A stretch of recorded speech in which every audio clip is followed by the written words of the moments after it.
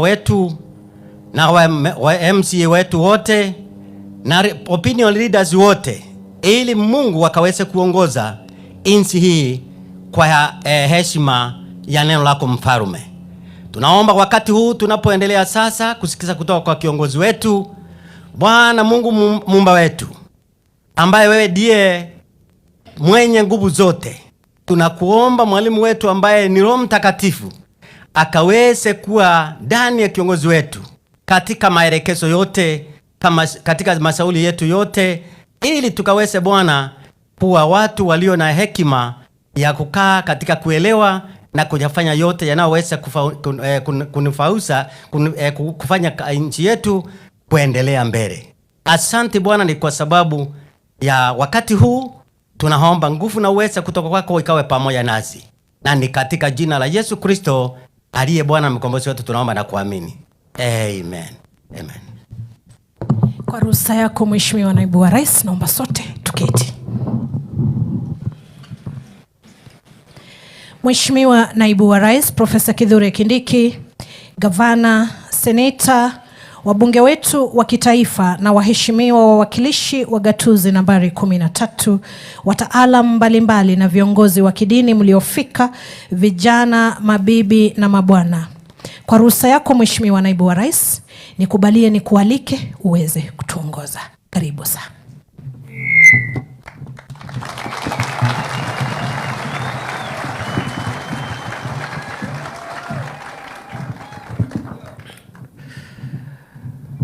Your Excellency Governor Mutembei and your deputy, the honorable members of Parliament, Senator for Tharaka Nithi and the members of the 3 constituencies present, the former governor of Tharaka Nithi, the first governor, the Honorable Ragwa, the former governor of Nairobi County, Anne Kananu, and an export of Tharaka Nithi, distinguished professionals from various organizations, members of the County Assembly, our dear sister, the Women Rep, Susan,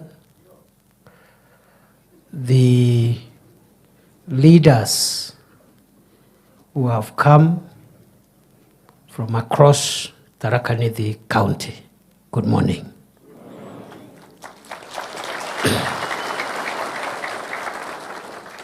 Nimewasalimia hamjambo.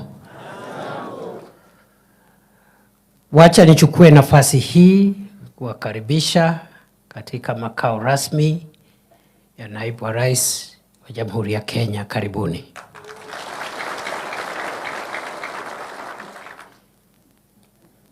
Ya pili niwaambie kwamba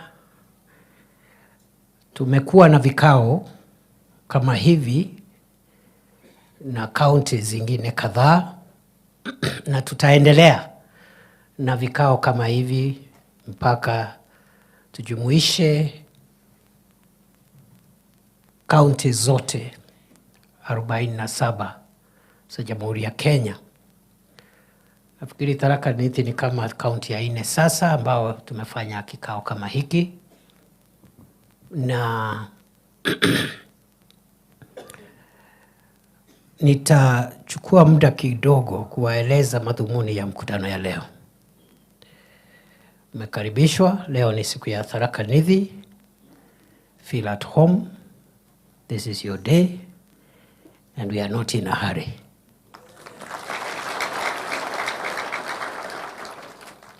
We are not in a hurry. Hatuna haraka. So msiwe na haraka ya kutoka hapa. Mumepata breakfast? I hope so. Kuna hata chai ya saa 4. Kuna lunch. Kuna chai ya saa 10. And because today is your day, hata mkitaka kukaa mpaka jioni, you are welcome. Si namna hiyo? Mkutano huu utachukua mwelekeo ambao nitaeleza hivi karibuni, hivi sasa.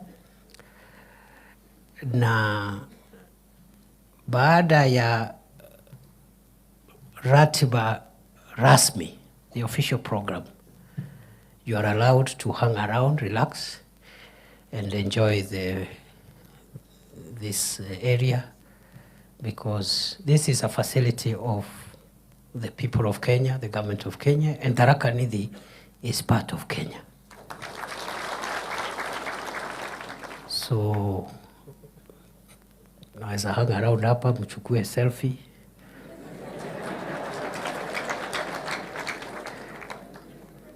Hata wale ambao sio, naona wengine hapa ni watu ya my generation and some are older than me. Sisi we are a bit conservative, lakini kuna vijana wale ambao ni Gen Z na hao wengine. Tuko na swimming pool hapa, mnaweza fanya swimming.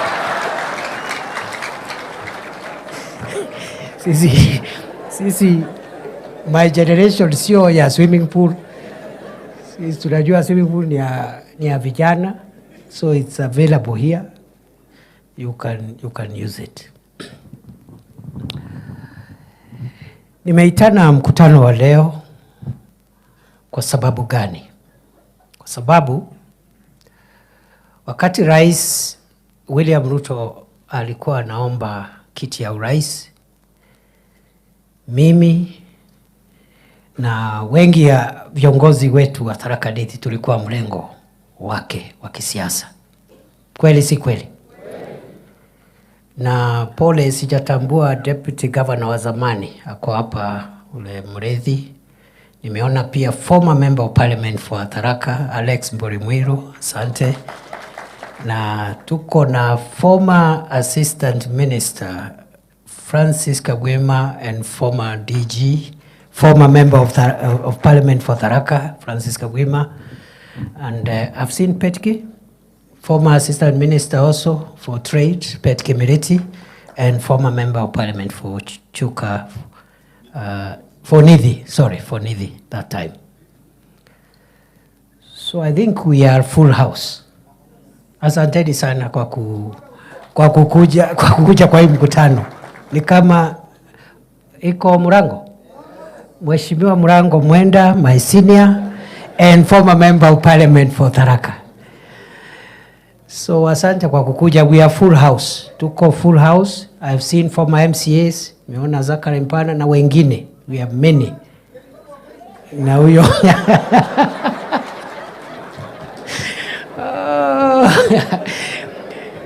I think we are full house.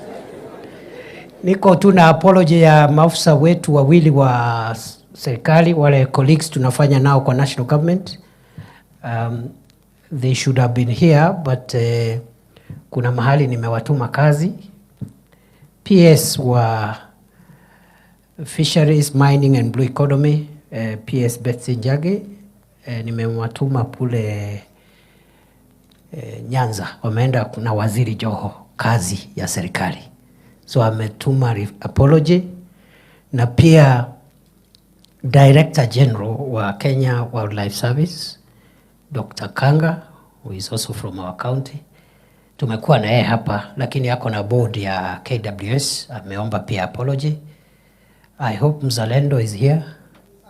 Yep, Mzalendo Kebunja is there, former Director General of the Museums of Kenya. So I hope many of us are here. Na wale hawako wametuma apology.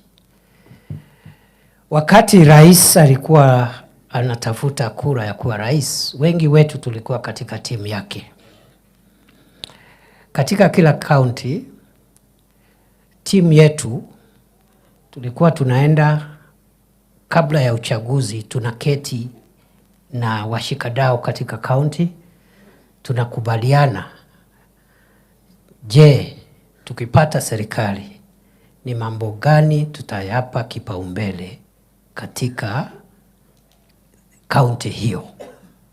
Tulifanya hivyo katika county zote 47. Na pale Tharaka Nithi nakumbuka tulikuwa pale Kadhwana katika County Economic Forum. And at the end of the County Economic Forum, we were signing county economic charters. Kweli si kweli? Wakati tumeenda around the country, tukasema tukipata kiti ama tukipata serikali, kwa county ya Tharaka Nithi kwa mfano, tutatia maanani mambo ya miundo msingi, barabara, tutatia maanani mambo ya stima, tutatia maanani mambo ya maji, tutatia maanani mambo ya masoko ili biashara na kina mama wasikue wanapigwa na jua wakati wanafanya kazi yao ya biashara. Tukasema vile vile tukipata serikali tutajaribu kufanya ile mambo ya kibiashara na kilimo ambayo yanaleta mapato kwa mfuko wa mwananchi, tuboreshe sekta hizo za kilimo. Pale Tharaka Nithi kwa mfano kwa sababu nilikuwa pale na sisi zote tulikuwa pale, viongozi wetu walikuwa pale, tukakubaliana kwa mfano tuko na sekta ya majani chai, tuko na maziwa, tuko na ndengu, tuko na kahawa na other value chains ambao tulikubaliana. Kweli si kweli? Kwa sababu vile vile nilikuwa na bahati kuwa mmoja wa wale waliandika manifesto ya chama chetu. Tukajumuisha zile priorities, vile vitu muhimu kwa kila county, tukaweka katika manifesto ya UDA, manifesto ya Kenya Kwanza. Na tukaandika pale katika hiyo manifesto ya kwamba kila mwaka chama chetu kitafanya vikao katika county hizi zote. Kwa kila county tutafanya kikao kila baada ya mwaka moja kuuliza tumepiga hatua ngapi kati ya zile vitu tulisema tutafanya katika miaka 5.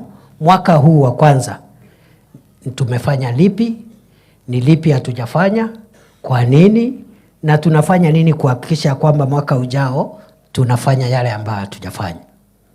Na hiyo kazi ya kufuatilia miradi ya serikali na vile serikali inatimiza ahadi kwa wananchi, tukaweka kwa hiyo manifesto, tukasema hiyo itakuwa kazi ya naibu wa kiongozi wa chama ambaye atakuwa naibu wa rais.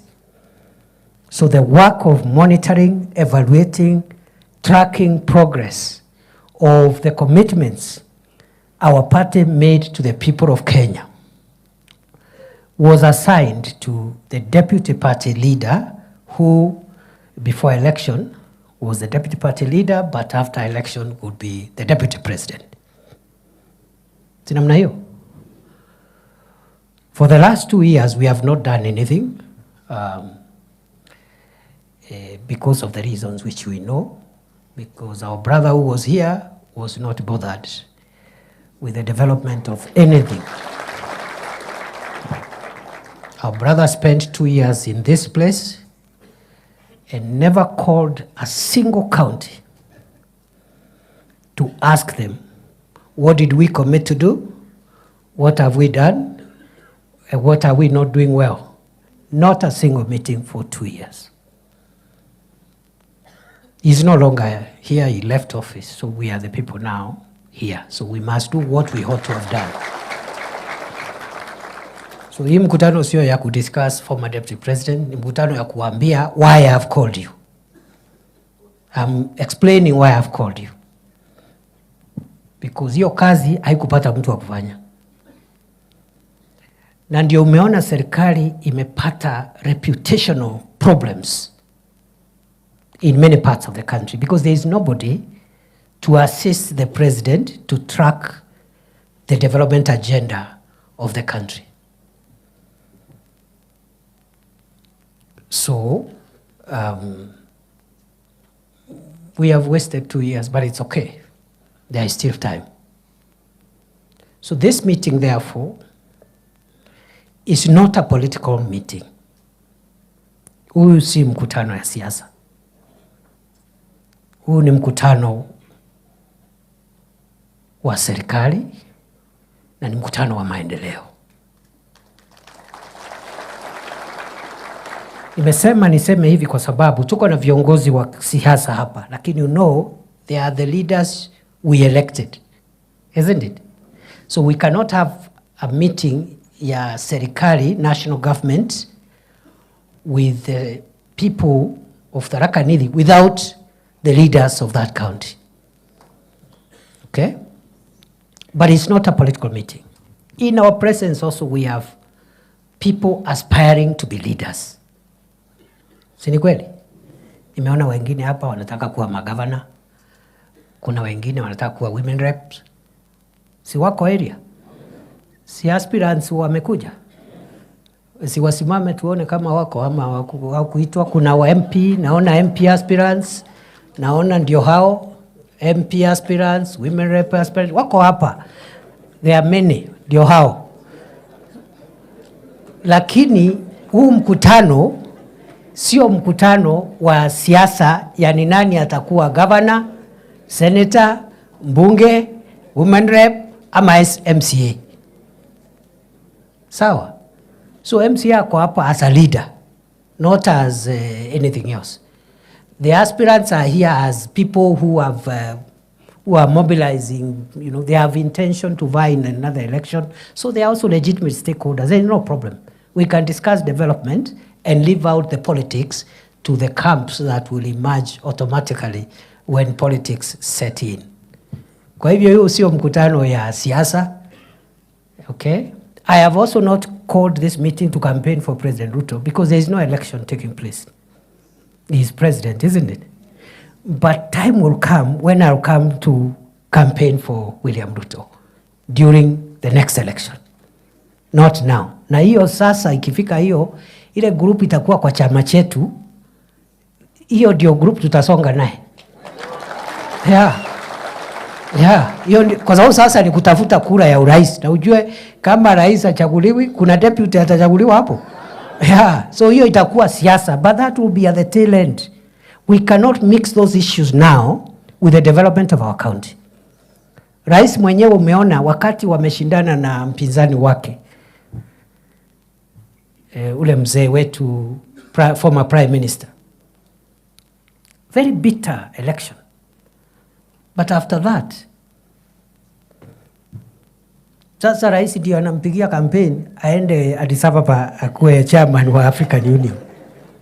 The biggest campaigner. And that shows you must be careful. Maybe my brothers who are still running for office at our county and other levels. Be careful. Don't behave as if the next election is the beginning and the end of your life. Don't make your relationship with other people so bad that after that you cannot talk. And I'm glad to see some of our former leaders here. Because if they had broken relationships with the rest of us, they would not be here. Sinamna hiyo? Wapigiwe makofi former leaders wote. Yeah. I've also seen our professionals here. I've seen my senior brother, Professor Kindiki Consultative, a very distinguished son of Kenya. He's from our county. Are there other professors here? Professor Randu Joseph, who for many years was the departmental head at the University of Nairobi. I think is transport or something. He was doing something in geography. You know, these are our biggest assets. So if we politicize these meetings, they will keep away. Because their business is not in deciding who is the MCA, who is whatever, but they have a lot of ideas they can give us to help us benefit as Tharaka Nithi County, as the rest of Kenya benefits from this administration which we voted for. So that is the beauty. This meeting, therefore, is not a political meeting. So if you have come with your supporters, because wambie, today is not the day. Na mukifanya hiyo mambo hapa tutajiharibia. Na wewe utajiharibia. But tomorrow, when you're doing your campaign, uko nyumbani, you're free to compete. So that's why I call this meeting. I call this meeting because we made very serious commitments. We need to track where we are. And therefore, it is my intention that every year we will convene for purposes of accountability. That at the end of every year, the pressure I want you people now and the rest of Kenya to put on me as Deputy President is to ask me after 1 year, on behalf of President Ruto, can you tell us what his administration has done on roads, energy, water, electricity, you know, all these things, isn't it? Where the president can join us, fine. But as his principal assistant, that's the way I understand my work.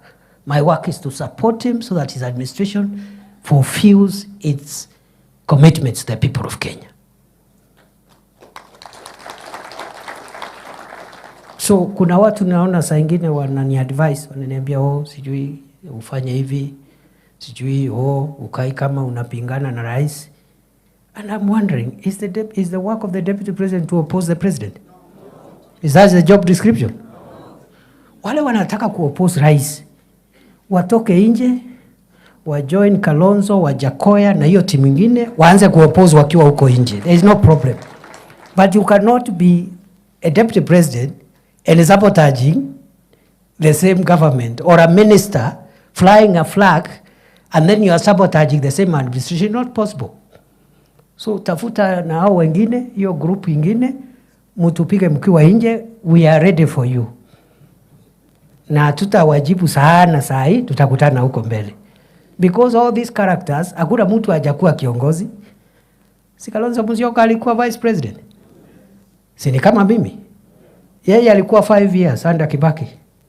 So akifika pale Tharaka Nithi, the people will ask him, when you were vice president, can you give us one project hapa ile ulitusukumia?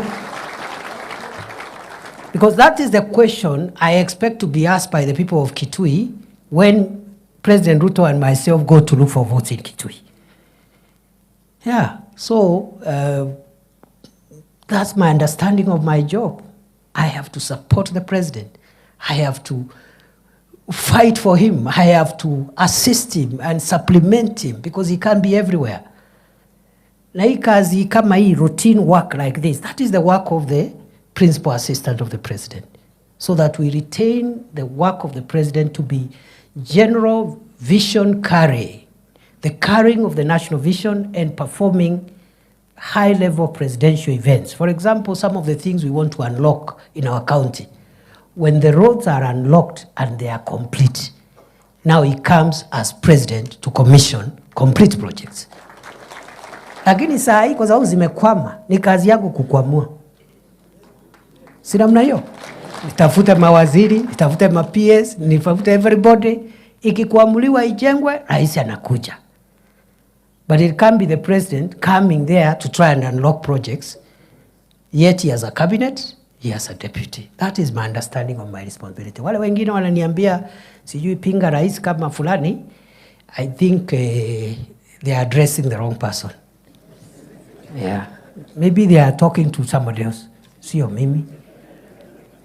So we intend to be very focused and very deliberate, and we mean business. And I want to assure you, the people of Tharaka Nithi, as I've assured other parts of the country, you will get maximum benefits from this administration. Otherwise, what business do I have to hang around if we will not get maximum benefits? So we'll do our best. Lakini musiende kudanganywa ati ndio sijui hii county isaidiwe, ati the next county must lose. We cannot win, isn't it? We cannot get what we want. So who said for one county to gain, another one must lose? It's not true. Yeah. Because we have a country to keep. And therefore, Mimi naomba tu mnitoe kwa hii siasa ya sijui ya MP, ya MCA, ya governor, ya senator. I will leave that. Munisaidie. Kwa sababu mkiniingiza hapo, whether you are defending me or attacking me, unless you really are sabotaging me, you should not drag me in those politics ya nyumbani. Unless your aim is to sabotage me. Kama hiyo ndio aim ni sawa, nitaelewa. So sasa nikianza hapo ati sijui this ward versus the other ward, this constituency versus we will lose it. And I saw how my predecessor lost favor even from leaders from his own village. You know? Even your own MP akutaki. I cannot wait for that to happen. If kina Kareke here and kina Njoki, kina Murugara think I am doing nothing, what business do I have to go to Nyanza and other places? Sini wachane nayo. Yeah, if my own brothers, my own neighbors don't think of any value. So musiningise kwa hiyo mambo ya nyumbani. Pia niseme ya kwamba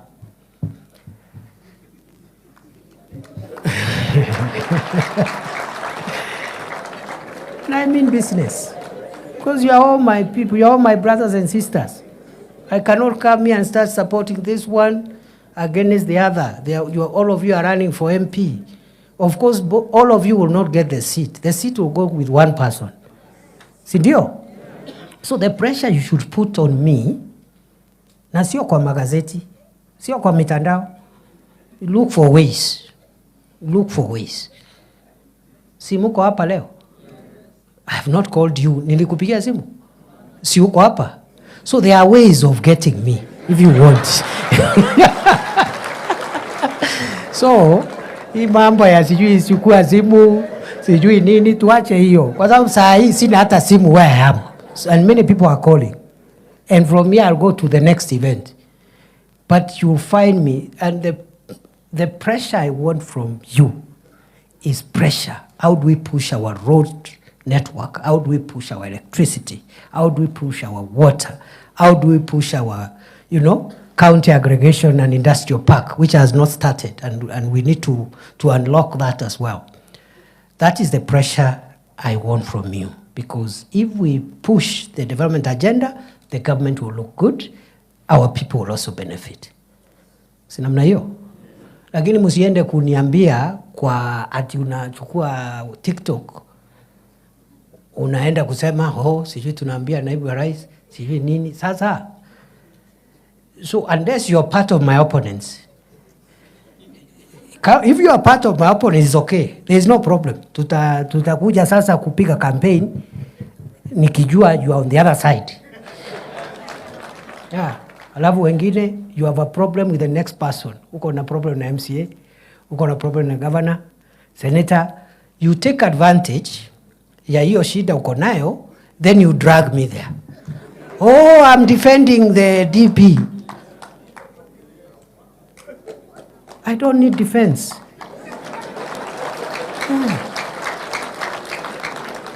I don't need defense. If the people of Tharaka Nithi think I add no value to their equation of development, I have no business to come there ati mimi ndio hapo Chuka, Marimanti, Chogoria, ati kubembeleza watu. Please, let me look for defense huko mbali. Nyumbani we will find a way. Sindio? So you take advantage because you are fighting with the next person. Anza kusema mimi na defend naibu wa rais. My friend, this thing is so huge. That person you are attacking, we need every energy aligned in the same direction. Yeah. Wewe unajigamba you are defending the deputy president. If this work is left to you alone, you will not take it anywhere. Kazi ya kusongesha Kenya mbele. Ndio unaona watu wengi wamejaribu, imeshindikana. Kalonzo wamejaribu miaka 50, imeshindikana. Sasa amezama. Sank. Hata ule rafiki yetu mzee mwingine, he was in town. Na hakuwa mtu ya mchezo. Lakini sasa tunashukuru Mungu amesikizana na rais, anaenda kuwa kiongozi wa Afrika. Yeah. Hii kitu sio rahisi ya Kenya. Kama unashindwa na hiyo yako kidogo hapo ya MCA, alafu unataka kudrag ya Kenya kuipeleka hapo juu.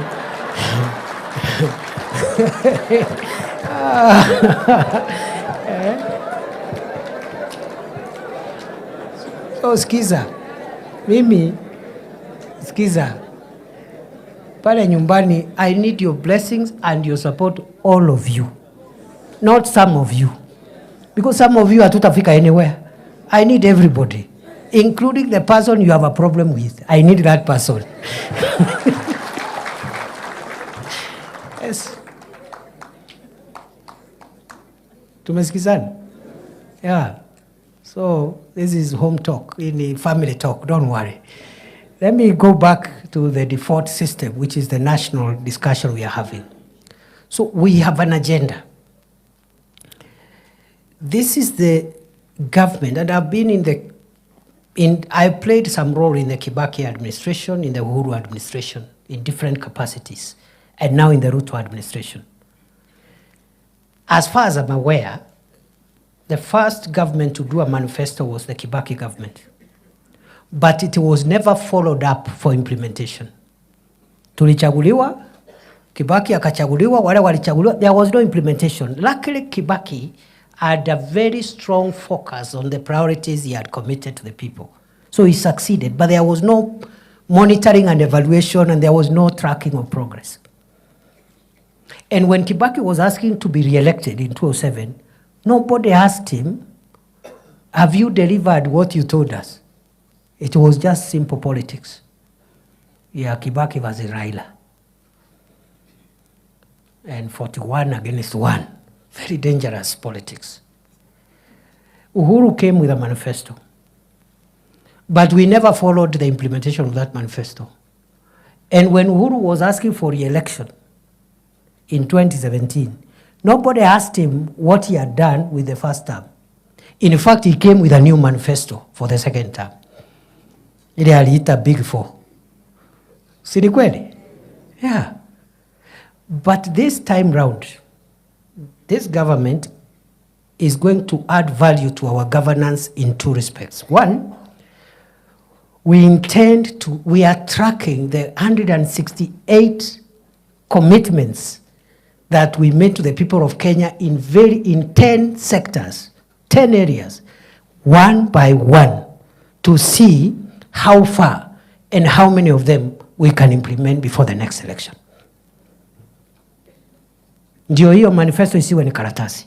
And I'm going to demonstrate to you just now how we are doing that. Number two, I suspect the next election, more than any other election, this government will be asked, you promised us this, tell us what you've done. Si ni kweli? Yeah. So Kenya is maturing. That is good democracy, because if a president does not get re-elected because they have not performed, that is a very good democratic culture. But you cannot remove a president because of stupid politics ya ukabila, sijui ya nini, mambo ya bure hapo, you know. So, good people,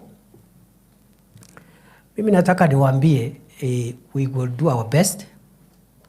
The last 2 years, President Ruto has struggled with very difficult issues, just like President Kibaki when he took over from President Moi. President Kibaki's first term was terrible. It was difficult. He himself was unwell. And some characters around him were the ones running government and making decisions, making very unpopular pronouncements. But Kibaki was very committed. In 2 years, President Kibaki became the most hated and the most unpopular person in Kenya. In 2005, 2 years after his election, the first time, 3 years, he brought a referendum. He was defeated in that referendum. You remember Banana Orange? He was defeated.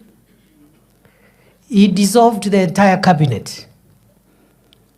He was left with the old man, is a Moody Award or something. Yeah. So what is happening around here is is something that has happened before. And why President Kibaki and President Ruto? Ask yourself why. It is because any transformative leader who has an idea of what to do about key sectors that define a country's transformation, many times the decisions that leader has to make to transform the country are usually unpopular. They are not popular. Populist leaders make popular decisions. Okay? I'll give you an example. This universal health care that we are focused on implementing is not the invention of Kenya Kwanza. Professor Kithaka and the others, the scholars, will tell you, President Kibaki intended to bring universal health coverage when Charity Ngilu was minister. Aka-introduce the topic, siasa kama hii ikakuja, Kibaki retreated. Ikakufa. President Uhuru had universal health care in his manifesto. I'm part of the team that wrote that manifesto, the first term. Akaona it's very unpopular because you have to increase the levies that you're charging people and so forth. Akaikalia first term. He thought he can introduce it in second term when he's going home because he will not be looking for re-election. So in 2018, Aka announced the big 4 agenda. One of them was universal health coverage. Cecily Kariuki was the minister for health. Siasa ikakuja, Uhuru backtracked. I remember Uhuru asking us, sisi tuko na insurance? Kama watu wamekataa health insurance, sisi tuko na insurance? Alafu akauliza deputy yake that time. I just overheard, nilikuwa area tu, nilikuwa hapo, sikuwa karibu. Nikasikia akauliza deputy yake, "Wewe William, si mimi na watu tuko na nyumba? Hii housing program." Kwa sababu housing ilikuwa kwa big 4 ya Uhuru pia, isn't it? Si wewe uko na nyumba na mimi niko na nyumba. Hii manyumba ni ya nini, tuwache? Wakawacha.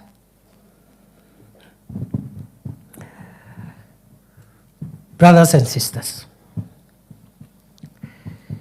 I'll shortly tell you what housing and what a health insurance for every Kenyan means to the economy and to household incomes in a short while. But before I do that, I want to say for the last 2 years, President Ruto has struggled with what we call macroeconomic stability. Macroeconomic stability means, for those who are not experts like myself, I'm not also an expert in the economy, but I have learned from the experts. Macroeconomic stability are the fundamental foundational economic growth indicators that must be in place before you start now building the growth of the economy. One indicator is the strength of the currency. The strength of your currency versus international currencies is one indicator. Another one is something called interest rates. The rate at which people borrow money, those who are doing biashara, nini, interest rates. And are businesses having access to affordable credit at moderate interest rates? The third indicator is called inflation. How fast do the price of goods keep on rising? The fourth indicator is called the price of fuel, because fuel, it defines so many things. It defines the cost of power, it defines the cost of transport, it defines the cost of production, industrialization, and what have you. So the price of fuel, interest rates, inflation, strength of the currency, and of course the country's liquidity, its ability to manage its liquidity. The debt situation, is the debt sustainable? Those are 5 macroeconomic indicators. By the time President Ruto took power, took the leadership of the country, Kenya was on the verge of insolvency.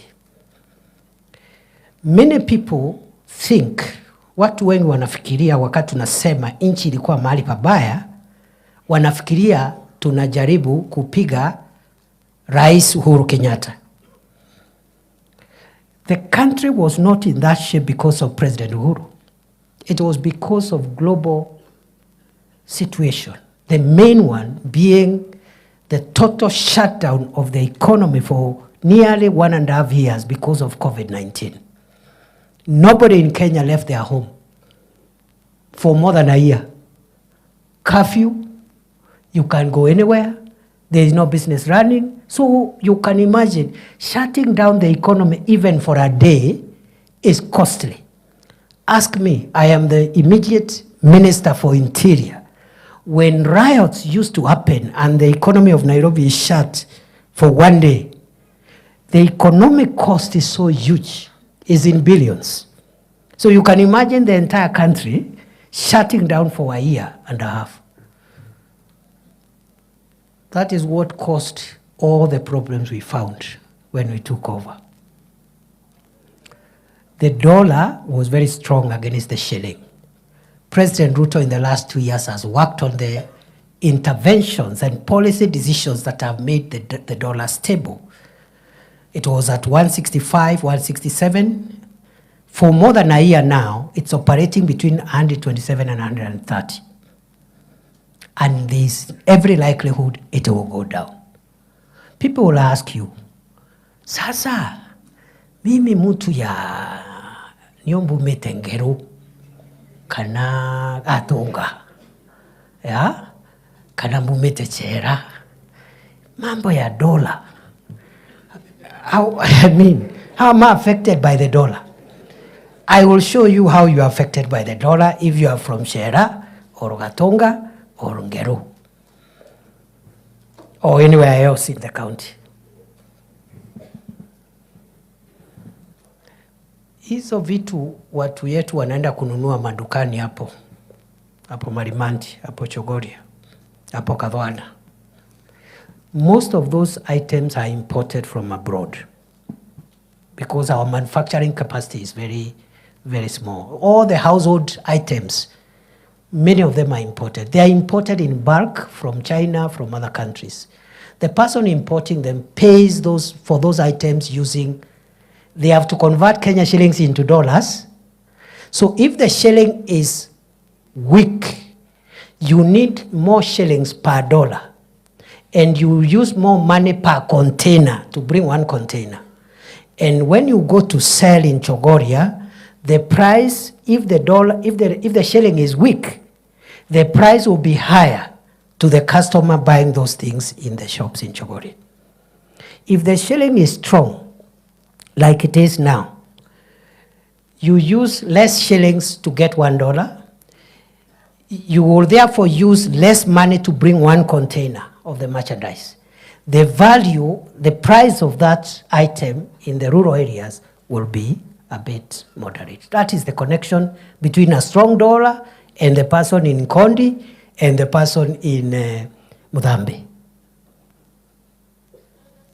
So our shilling now is strong. It will become even stronger. Inflation was at 9.6%.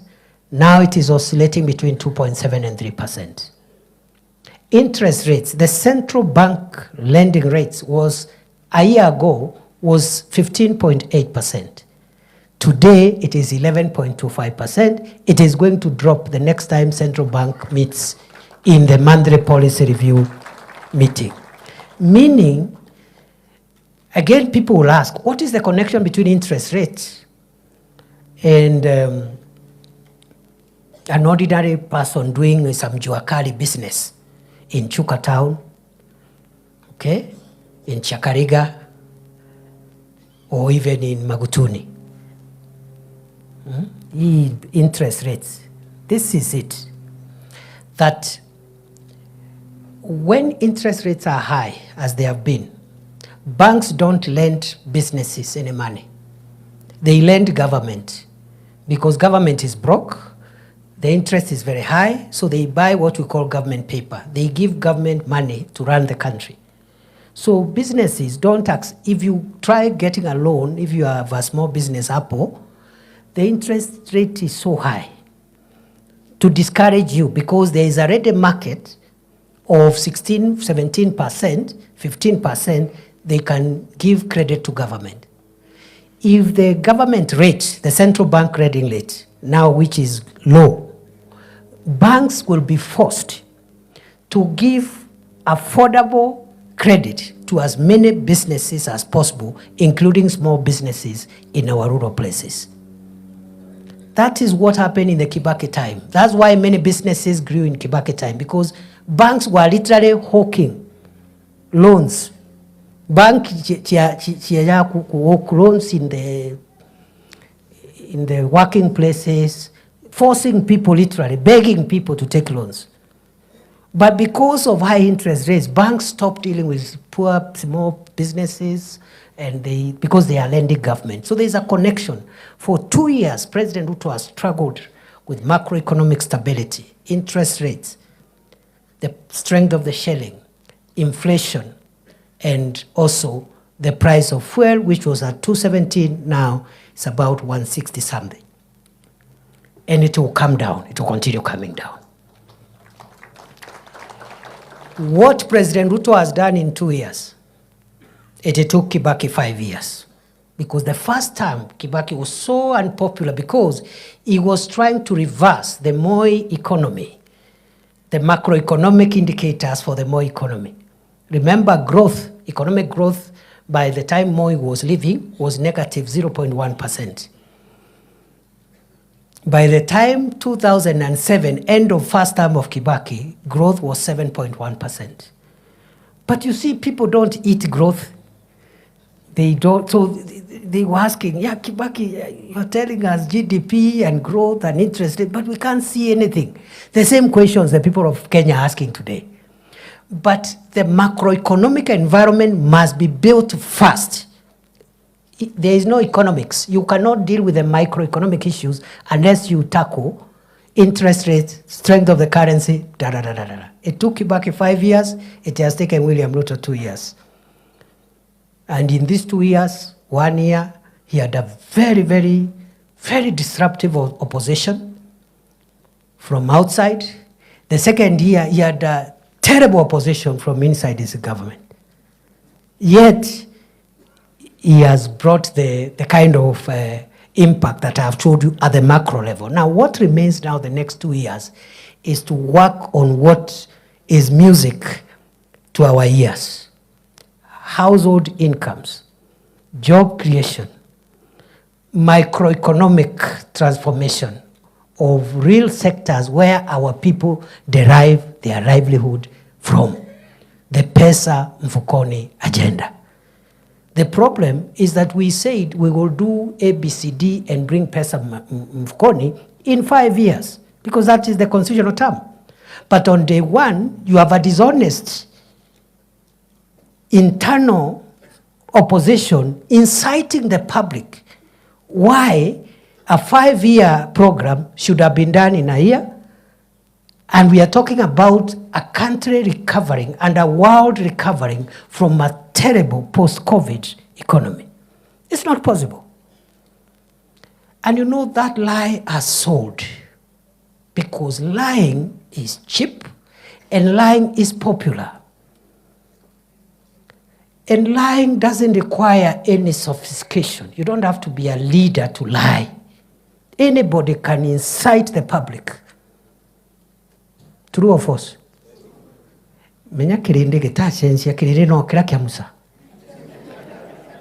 People don't hear things like wait or we are doing. They don't want. They want now. Where is the money in the pocket?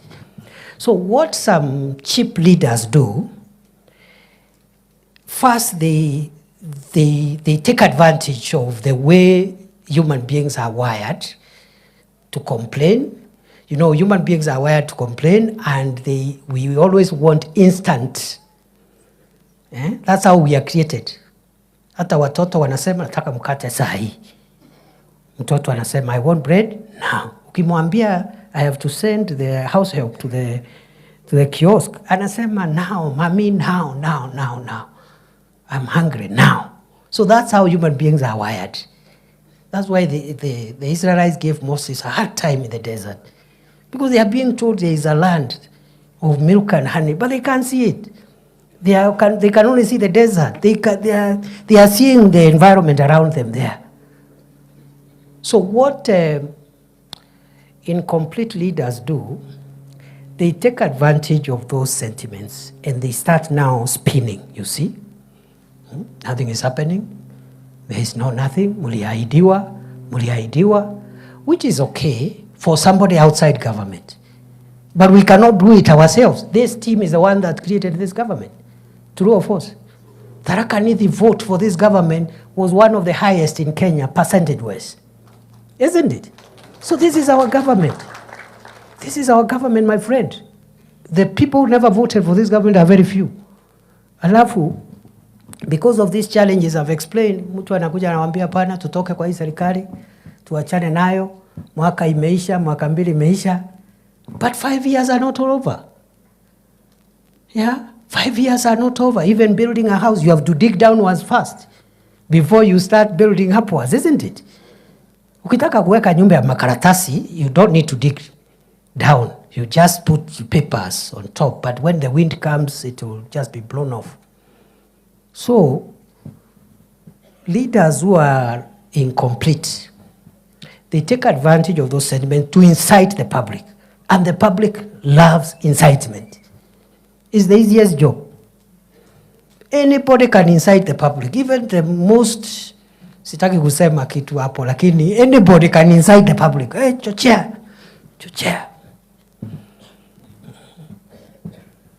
That is how Barabbas secured his release on the day Jesus Christ was put on the cross.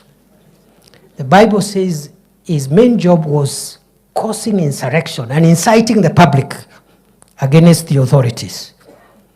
Nyo Biblia ni yuga kanata yuga aeretwe athaikitwe awetwe athaikwa nuntu wa kwingira mwingi kuchochea umma. And 99% of the people calling themselves leaders are in that business. The work of a leader is not to listen to what the people are saying and assist them in saying it.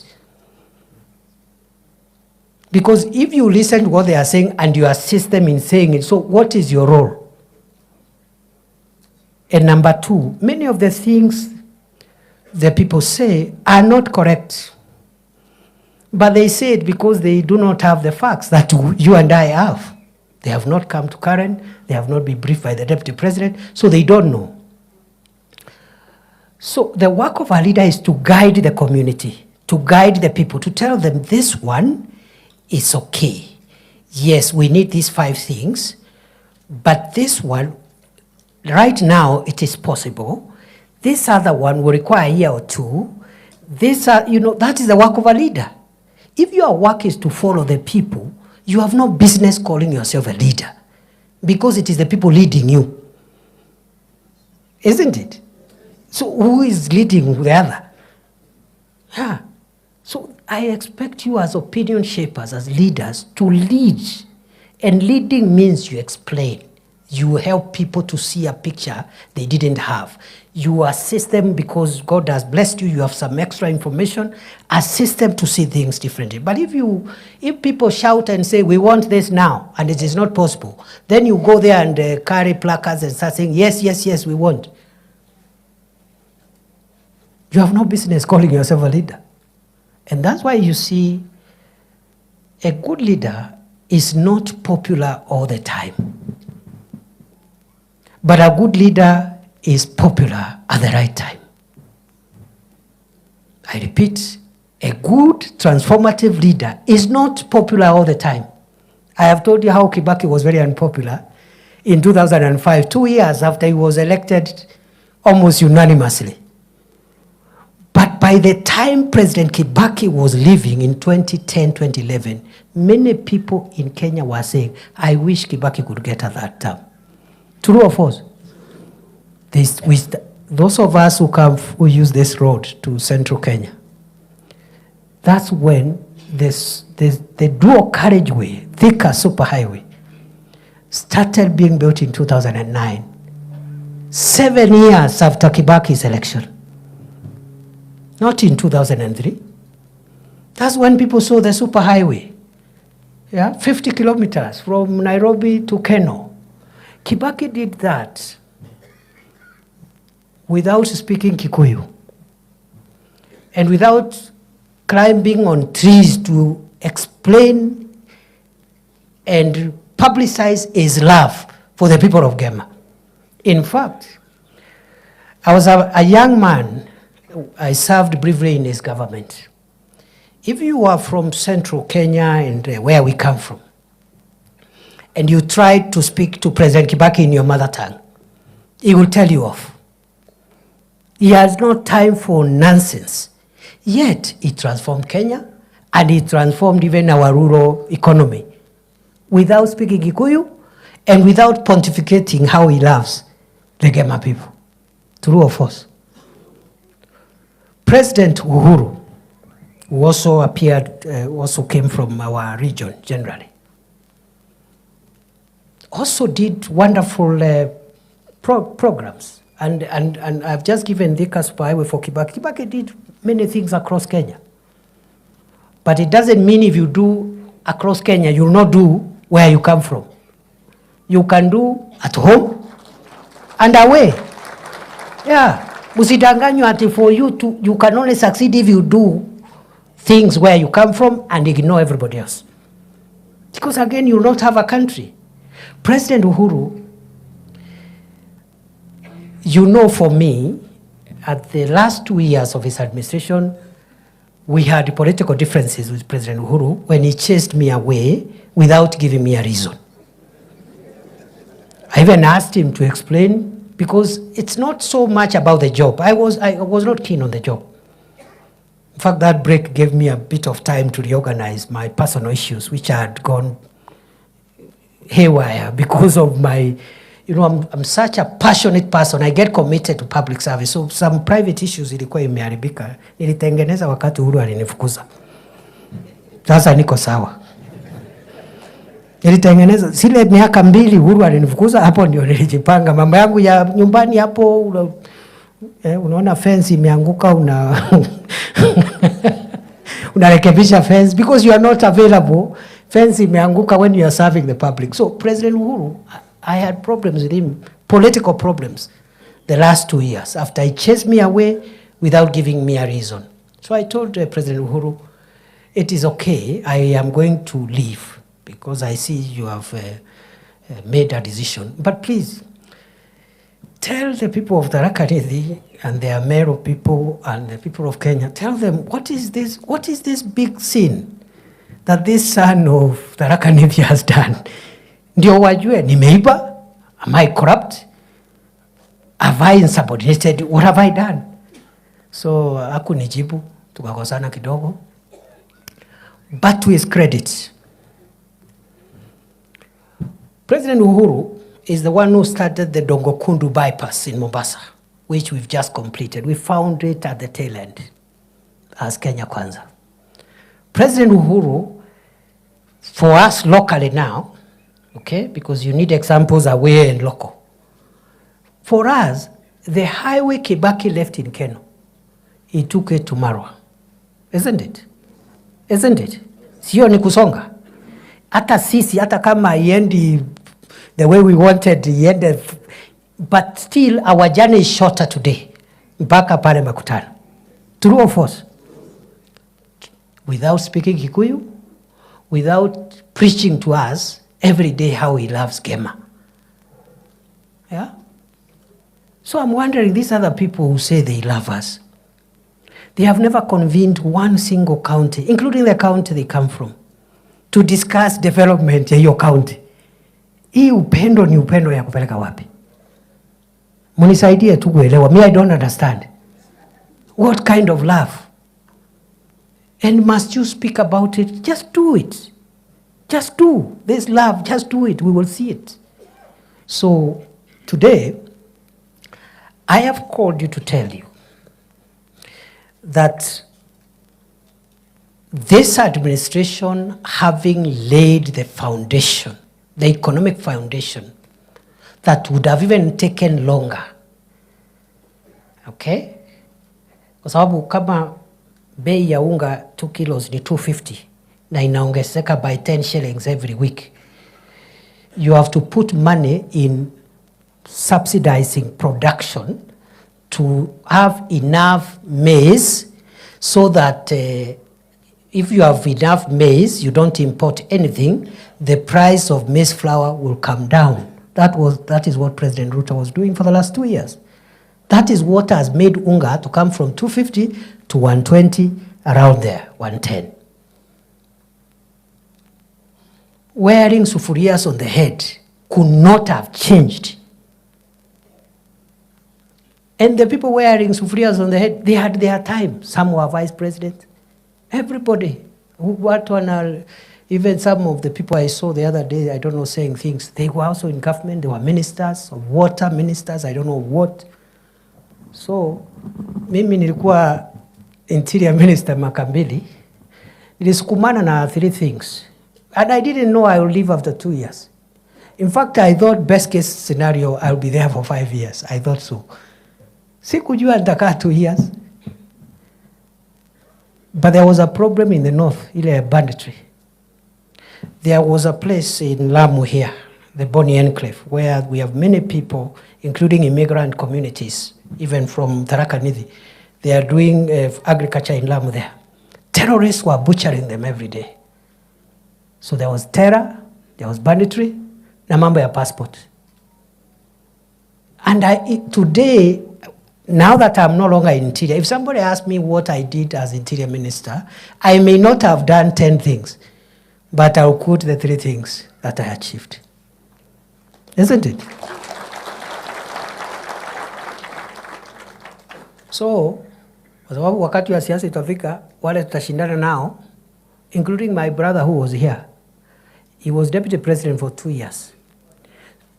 2 years, deputy president. He will tell us also, as deputy president, what he did for all the counties of Kenya, including Tharaka Nithi. Mimi nimesema annually, every year, I will be giving my account. So yeye atasema, wakati alikuwa deputy president, he pushed this road, he pushed this project, he pushed this dam for us. Then hapo tutashindana mambo ya maendeleo. So it's going to be very rough. Watu wasifikirie, it's going to be so rough, my friend. Very rough. It's not going to be easy. You cannot come to inside people at barriers. Mtu amefiwa na loved one, unakuleta vijana hapo kupiga kelele. Sijui kwa wedding. Ama musician ametengeneza event, it's not even your event. Wewe unaundadia hapo, unakuja kuleta kisirani. And that habit is dangerous habit. Our area where I was born, this area, general area central, we are not known for violence. Those behaviors were elsewhere. For the first time, and I'm speaking as the immediate interior minister, I was so downcast to see people burning each other's property in Karatina, in Embu, for the first time. People who know each other. Unajua ile duka ni ya fulani, supermarket ya nani, he has employed 20 children from here, unaenda unachoma. Dangerous politics driven by poor leadership. And I have not said leaders should not listen. Listen and look for solutions. Not to listen and follow the crowd and incite them into anarchy, violence. Today, Kisumu, Kondele, used to be the most volatile political town and area in Kenya, where people were burning each other's property and you disrupt transport. Today, the headquarters is in Embu. Hapo Embu kuna kijana amekaa hapo, ati ni mjanja sana, ni maarufu sana, hapo anasanya vijana hapo ya kufunga barabara. Your own parents are passing by there going to hospital. We kiongozi aina gani? You can say the same things you want to say, but don't disrupt the economy. Don't shut down the economy. Don't inconvenience innocent people who have nothing to do with politics. So it's not going to be easy. Nimeona kuna watu wanajipiga kifua, sijui vile watasema, sijui vile watafanya. They have no landing ground. It will be so rough. It will be rough. Ala, sasa niulize. Ile siasa nilikuwa nafanya hili kidogo, nilikuwa senator ile. Sikuwa na chochote. Sikuwa na kiti ya serikali. Sikuwa kwa executive. I had to go and beg other people. Oh, nisaidie barabara. Oh, nisaidie. Now I don't have to beg. Yeah. Alafu naniambia we go and start opposing President Ruto hapa. There is only one person who can countermand me in Kenya. Only one. The whole country, by the grace of God. Na maombi yenu. Only one person. One. From the executive, judiciary, legislature, 2 levels of government, everywhere, the whole country, God by His grace and your prayers, only one person can overturn my decision. Sio ni baraka? So we should make use of it to assist our county, to assist Kenya. Yeah. So, wale wanategea ati yani, na sasa governor, my brother, bro, and these other brothers and sisters hapa, tukue serious bro.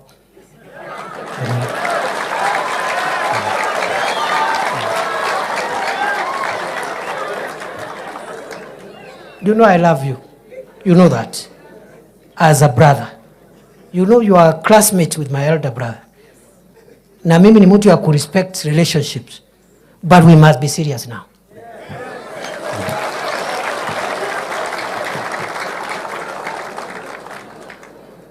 I met with my sister Cess, the governor of Embu, who is also my sister and somebody I love and somebody we've walked a long journey together, politically. Kawambia sasa wacha ni kuongeleshe my sister, not as the deputy president of Kenya. Wacha ni kuongelesha kama ndugu yako and your age mate. And you will do nothing about what I'm going to tell you. Amuliza governor, how is it possible? You're the national chairman of UDA. You are a UDA governor and the national chairman of the ruling party.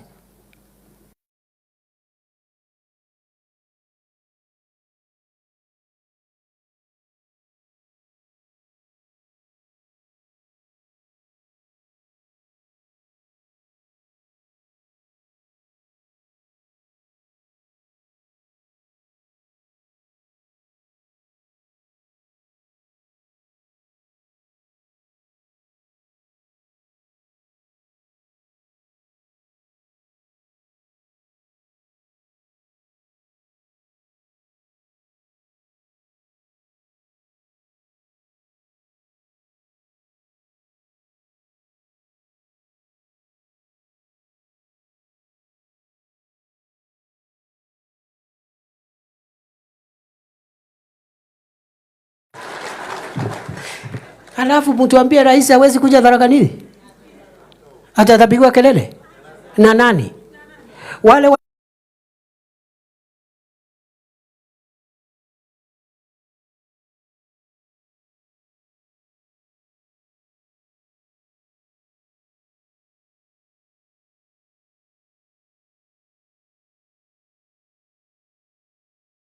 mezama? Ya, tusidanganyane. Ya. So muniambie kama tukimaliza kuna mambo tunataka ku-unblock hapa na pale. Projects zingine zilikuwa zimekwama, tumepata solution. Once they are ready, mungetaka rais akuje? Yes. Yeah? Atakuwa well received? Yes. Are you sure? Yes. Kama kuna watu wanataka kupiga kelele, mimi niko tayari munipigie. I'm your son. There is no problem. Yeah. So hiyo Embu tumesukuma Hii Saturday tuko na event pale Embu ya 20,000 seated. Wakuketi hapo. Hii ni 1,000 na kitu. Hii ni 1,500 hapo. 20 seated. Ya maendeleo sio ya siasa. So watu wanaongea juu hapa, mtu amejawa na kiburi mingi. Hati sijui mimi, tumeona watu wengi my friend. We even disagreed with President Uhuru Kenyatta when he was the commander-in-chief, when it became necessary. Because kuna wakora walienda wakamteka nyara hapo, akalose something hapo. Lakini siku hizi tumekuwa marafiki.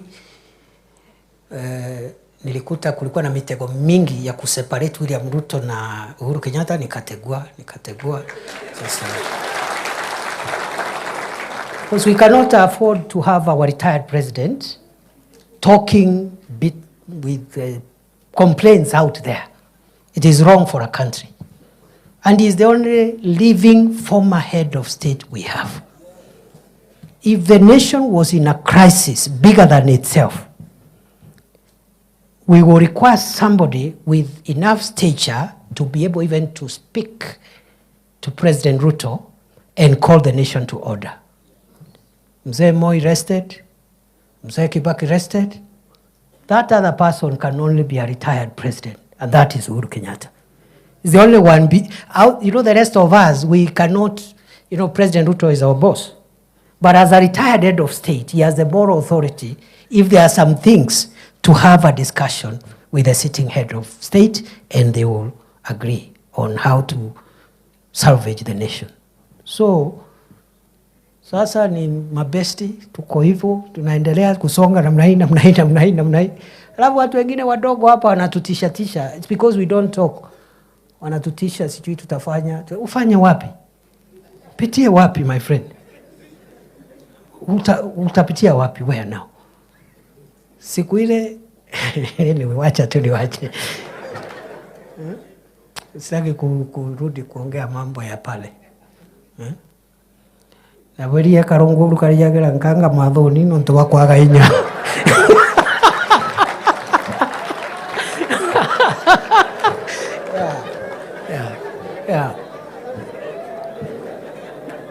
Wale wameelewa waeleze wale wengine.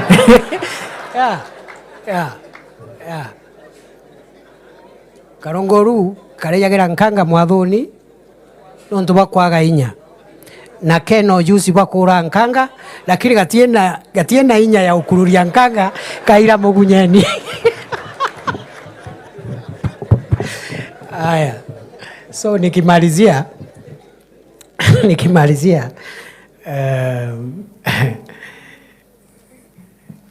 what are we doing now? Hapo Tharaka Nithi, we know we have stalled projects. We don't have to repeat it here. I'm the one who launched all those projects. The only senator in Kenya who launched projects. That time, now, and maybe in the future. Na ungeona watu walikuwa wananisukuma hapo, wananipigia kelele hapo. The only senator, show me another one.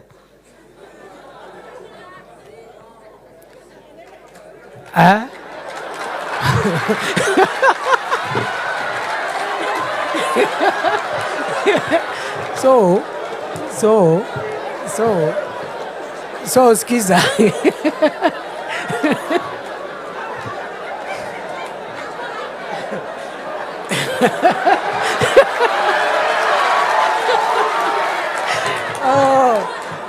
Lakini kidogo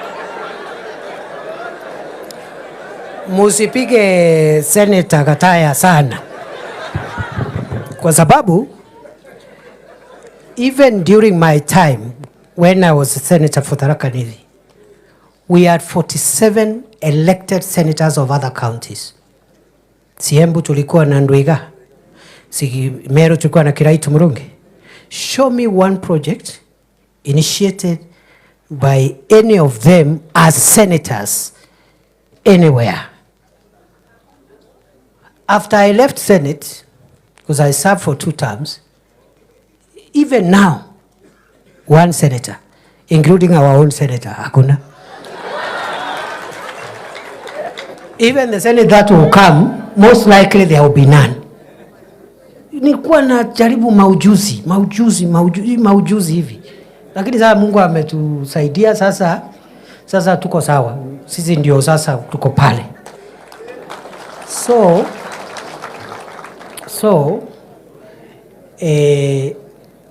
I know all those road projects. We are going to revive and complete all of them. Okay, wonder it's as simple as that.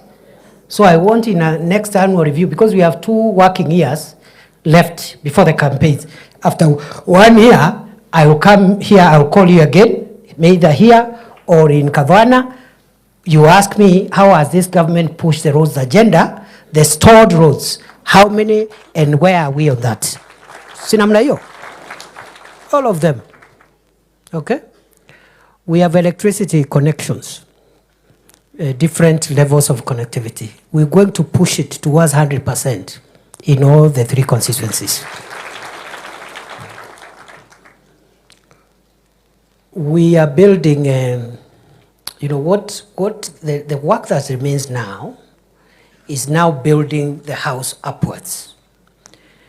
And it has, and this will be my conclusion, it has 7 aspects. 1, it is revitalization of the sectors of the economy where the majority of the people of Kenya derive their livelihood from. Tunataka tubadilishe na tuongeze mapato katika sekta za uchumi ambazo wananchi wengi katika Jamhuri ya Kenya wanatoa mapato yao ya kila siku. Na hiyo ni katika sekta ya kilimo, ufugaji, masuala ya uvuvi for the western and coastal areas, and the blue economy and mining. That is what we call the real sector. 80% of the people of Kenya derive their household incomes from agriculture, livestock production, fisheries, blue economy, and fisheries. Already, if you do that, you'll have touched 80+% of the people of Kenya, especially at the grassroots. Hapa Tharaka Nithi, we know the value chains, where most of our people get their daily bread from. It is in tea, coffee, dairy, dengu, and the cereals. It's around there, isn't it? Those are the sectors we are investing. And also in introducing other value chains like cotton, which are dyed and so forth and so on. Because when you touch these sectors and the returns we get from them increase, you touch households. You touch every home. Every home where they were getting 10,000 per year, okay? 10,000 per year is like 1,000 per month. They start getting 100,000 per year, which is like 10,000 a month. It looks more to you because you have money. But the ripple effect in the economy is tremendous. That is what we call bottom-up economic transformation. Revitalizing sectors where the majority of the people of Kenya derive their livelihoods. We have our value chains, we are working on them. And I'll give my accountability statement in due course. The second thing we are doing is to put in place the support infrastructure to help these value chains bring in more wealth and more incomes to the people. What do I mean? For us to transform agriculture, livestock, fisheries, and the blue economy sectors and mining, we need good roads, road infrastructure. That is a support infrastructure. Power, electricity. Then we have what we call county aggregation and industrial parks, because we have to move to value addition. And Governor, we need to have a conversation. We see how we can support you to expedite the Tharaka Nithi County Aggregation and Industrial Park. Hiyo ndio kazi ya Deputy President. Kama kuna kaipu Tharaka Nithi, anatatua. The next county, anatatua. The other county, anatatua. Sio kungojea rais. Kazi yangu ni kureport progress. Alafu ikikamilika rais akuja afungue. Si namna hiyo? So we are building roads. Support infrastructure is roads, it is electricity, it is the county aggregation and industrial parks. In some counties, regions, we have special economic zones, which are part of that infrastructure. We are also building markets so that you have dignified places where trade can take place, and an aggregation and value addition center so that we stop selling raw materials. We add value. And some of the value addition required is very small. Kama ni ndengu, if you just sort the ndengu and just make sure that you remain with the best, then you package nicely in 2 kilogram or 1 kilogram pack, and you brand it as a product of Tharaka Nithi. That is already value addition. It will improve the price significantly, other than using mukebwa kembo to pour the ndengu, and some of it is rotten, some of it, the price will just shoot up. That is what supermarkets do. They buy it at 70 shillings, they go sort it, they package it, they put it in the shelf, and they sell at 200 shillings. What have they done? Sorting, packaging, and branding. Total of that value addition is less than 5 shillings. They bought at 70. But the presentation is so good. So when Professor Kithaka goes to the supermarket, when he's coming from the university, he will buy that at 200 shillings. But the fellow selling it at Nkondi sold it for 70. The supermarket has gotten twice the value. Supermarket hana shamba, halimi, havuni, ako papo anangojea mkulima wa Nkondi tu alime, alafu he is getting twice what the farmer is getting. These things look like abstract, but that's how you transform a community. That's how you transform a country. And as I said, transformative actions are not popular because people want the things they can see now. Later on, when these things start realizing, that's when people say, oh, President Ruto had a point. But by that time, he will be completing his second term and going home. Yeah? As they say, before you realize your father was right, you already have a son who thinks you're wrong. Sinamna hiyo? And for the ladies, before you realize your mother was right, you already have a daughter who thinks you're wrong. Nakuanga hivyo. So it's okay, we are not looking for popularity. The time for popularity will come and we'll converse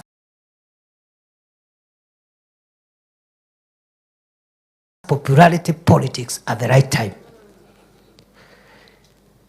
The third thing we are doing is investing in the housing program. People don't understand the housing program. The housing program sorts out many things. One, it increases the Human Development Index of Kenya. One of the reasons why some countries are top among the rich countries of the world is the quality of dwellings, houses that their people live in. Singapore, for example, is the most developed country in the world. It is 99% of the citizens of Singapore are home owners. Almost everybody. And when the president, the visionary leader of that country started that program about 40 years ago, he was almost impeached. Exactly what we are doing 40 years later is what Singapore did 40 years ago. He was almost impeached. Oh, we have houses. Tuko na nyumba. Cheap thinking. You don't understand economics. Kila mtu ako na nyumba. So, even introduce compulsory savings. Mandatory by law in Singapore. You must save. It is your money. Kama hii NSSF tumeongeza. NSSF is money for the retiree. But we force you to save so that you have enough package to go home so that you don't retire and die the following day because after 40 years, you have accumulated so little. So the housing program is helping us in the Human Development Index. Kenya's growth and development will rise. The housing project is helping us absorb some youths who are idle for the next 2, 3, 4 years. Don't ask us what they will do after that. By that time, we'll have another program. So between staying idle in the markets and heckling leaders and being busy in a construction site for the next 2, 3 years, which one is better? And better keep them busy. They earn every day. So by the time they finish that project or that program, we'll have made other interventions for them. And the people who are opposing the housing project have jobs and they have houses. It is also helping us to resuscitate the construction sector, cement, steel, sand, all those things that go into construction. That industry, the construction industry, will be revived because of that involvement. Number 4, we are, because macroeconomic stability, then you have revitalization of critical sectors where we get our livelihood from. Then there's the housing program. And then number 4, it is jobs. It's jobs. And I don't have time to say what we are doing right now and going forward on job creation, but we must reduce the number of our jobless youths. We have no option. We are doing it through temporary jobs in some of the programs like the affordable housing program and also in the climate works program, which we are now going to roll out. We have Nairobi now engaged 20,000 youths. We will double it to 40,000 youths. We want every county to be a center for climate works, similar to what used to be called Kazi Mutahani, at least to keep our young people busy for the time being as we work on the long-term interventions. But we are also encouraging our young people who are young and educated, who cannot get the jobs we are providing. If they get jobs abroad, let them go and work, invest at home, save. When they want to come back after 5, 10 years, they can always come back. There are people saying we are doing labor export. We are not exporting Kenyans. We are just doing what is known as labor mobility. The same way, many children were born in Tharaka Nithi, but they work in Mombasa today. They go home after 3 months or 6 months or at the end of the year. They are still children and sons and daughters of Tharaka Nithi, but they work in Mombasa, isn't it? What is the difference if the person is working in Dubai? The one who doesn't have the job in Mombasa? There's no problem. In fact, the person in Dubai, when they are coming home, will reach Tharaka Nithi before the person coming from Mombasa reaches Tharaka Nithi. Because it's under 5 hours to Jomo Kenyatta and 2 hours there. Huyu mwingine akikalia barabara kutoka hapo Kilindini, kufika Nairobi 8 hours. Na amechoka. Another transfer, another 3, 4 hours. Tafika the following day. So in a modern world, between keeping our youths idle and getting them jobs anywhere, we would rather get them jobs wherever we get a job. They invest, they save, they are always welcome to come back home. So tunasema we have programs for kazi kwa ground, kazi mtandaoni na kazi majuu.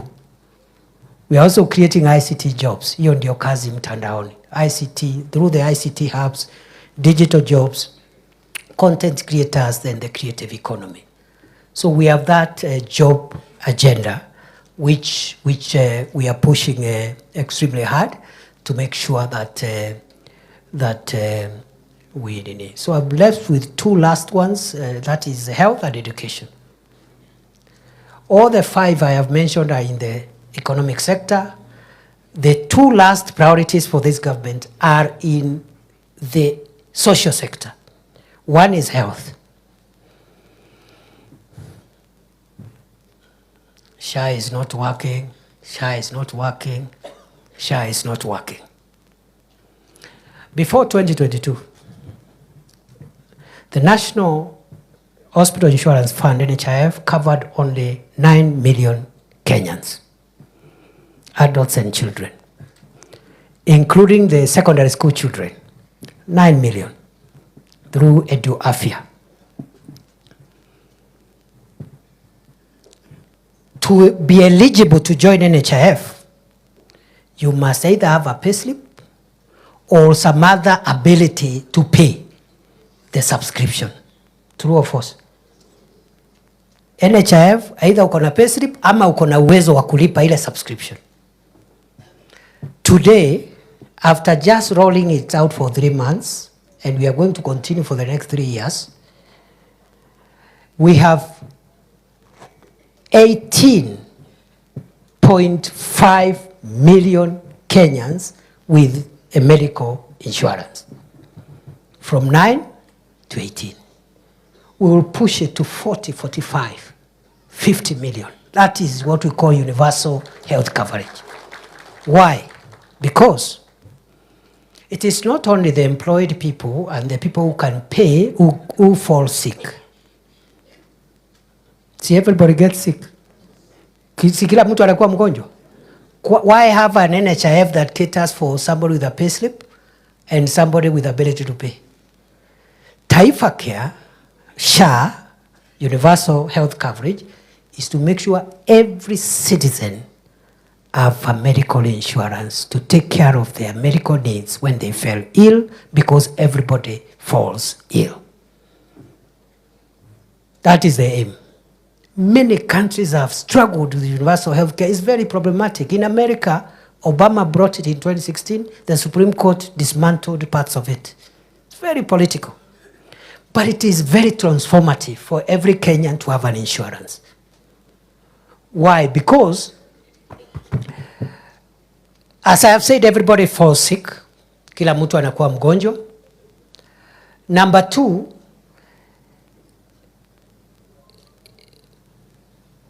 for us to ensure that every Kenyan is insured, we must look at our contribution schedule. Taka tusikizane vizuri, ndio nyinyi sasa ndio mnaenda kuwa mabalozi kule mashinani. For us to insure every Kenyan, we must look at how much everybody is contributing. Okay? As deputy president, as a senator, as members of parliament, governor, everybody, the top contributor was being surcharged 1,700 per month. Whether you earn 200,000, 500,000, 1 million, 1.5, you pay 1,700. The poor woman in Etogororo, the poor woman in Makori, the poor woman in Kalangasheni was paying to be part of NHIF 500 shillings. Is that fair?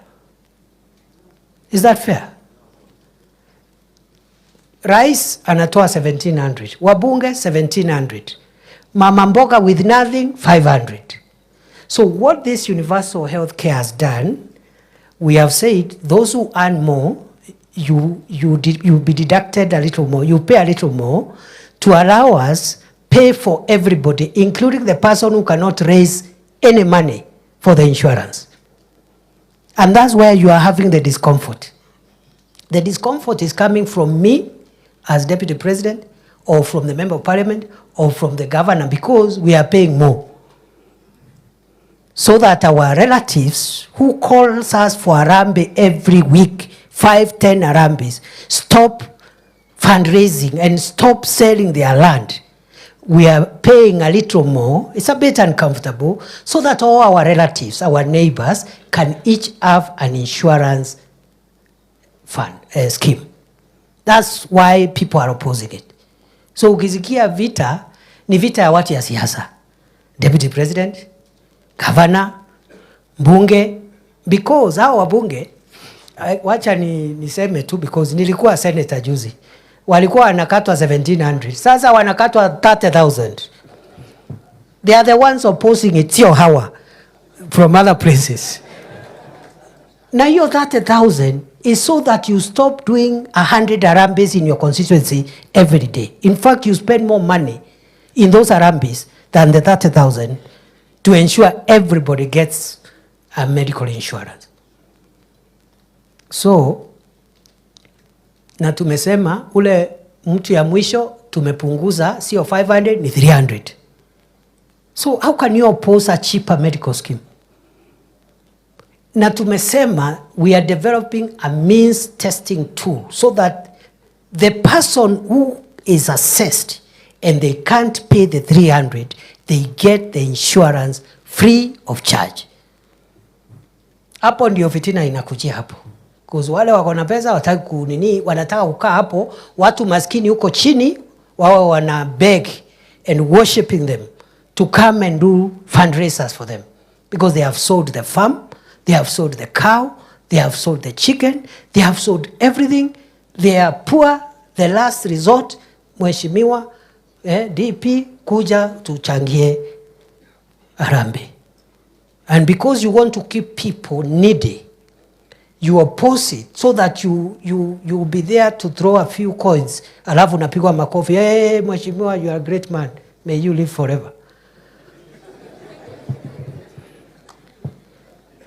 Okay? It took the courage of President Obama to get Obamacare in America. Although the Supreme Court amended it a bit, it is what is serving America today. And we thank God Obama became president before the current president, because I don't think it would have sailed through under the current administration. So, President Kibaki, brilliant son of Kenya, tried to bring universal health coverage. Politics stood on the way. And he was advised by the characters around it, let us be popular. Sisi tuko na insurance. Acha watu wafanye mambo yao. President Ruto, or President Uhuru, before I come to President Ruto, well-meaning, well-intentioned, introduced housing, introduced universal health care. Politics came through. He pulled back. Good people, this time round, we are not pulling back.